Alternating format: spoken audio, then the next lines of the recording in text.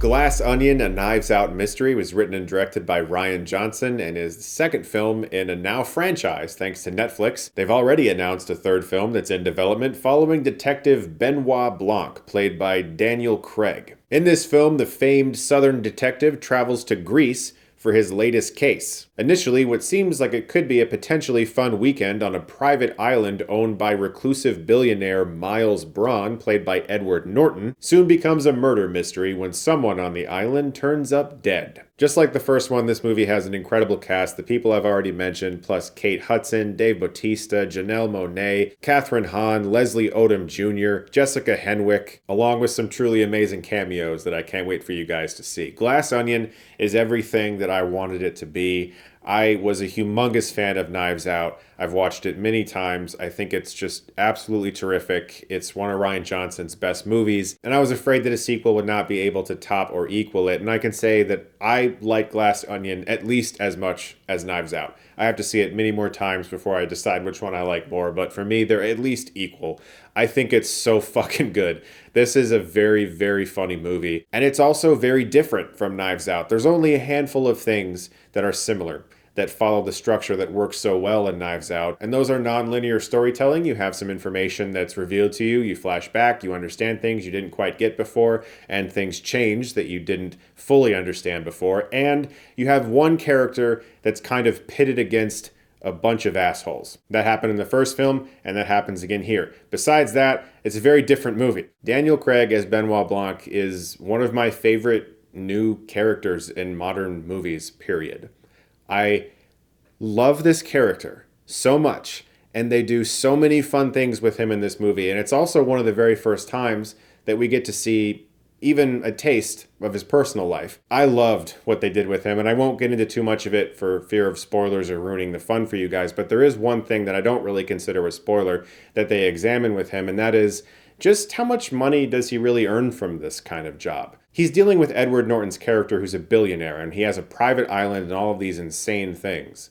And so naturally, someone who is nowhere even close to that level of money is walking around feeling like they're on a different planet. And I thought it was really kind of cute and adorable. It's hard to explain, but Benoit Blanc in this movie at times can be very much like a fish out of water. For a large portion of this movie, he doesn't fully understand this world, which is very entertaining to watch someone who is normally so completely on top of things and extremely intelligent kind of fumble around a little bit. Of course, there are things happening under the surface and things you learn later that give some of these moments greater impact, which I loved, and I can't wait for you guys to see. There is one thing that I think Glass Onion does for sure better than the first, and that is that it is going to change a lot on second viewing. The first film has moments like that that are enhanced once you know things that are going on, just like any great murder mystery. But this one in particular, so much of it changes once you know things that are going on under the surface. And on second viewing, I can't wait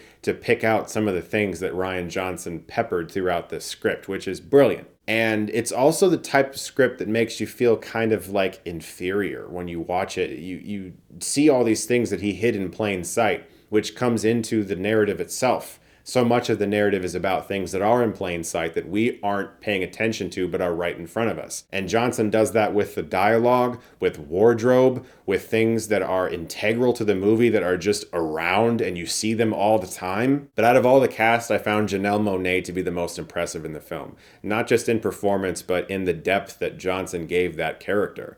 She has so much to work with. But her character gets consistently more interesting as the film goes along. She's shrouded in mystery for like the first half of the movie, and things get really interesting at the midpoint.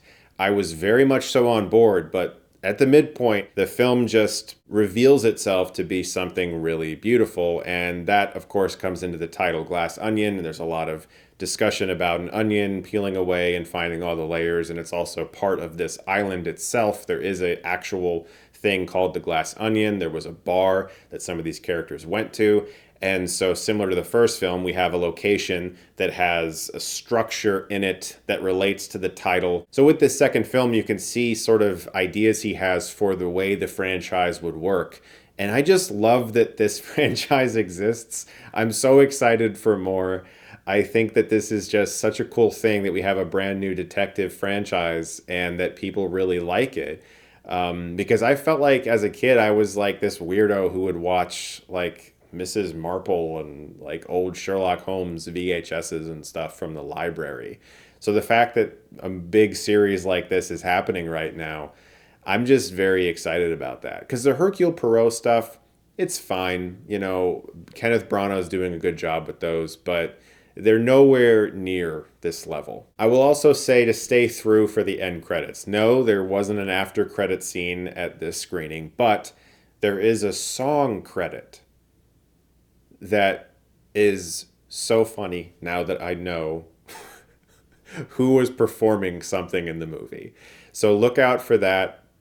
Keep your eyes peeled during the song credits part. It's very, very funny, and it really changed something for me looking back on the movie. I'm also overjoyed that I got to see this in a theater and that I didn't watch it at home on Netflix. I'm so happy that Netflix is doing this 1 week run in, what is it, 600 theaters or something.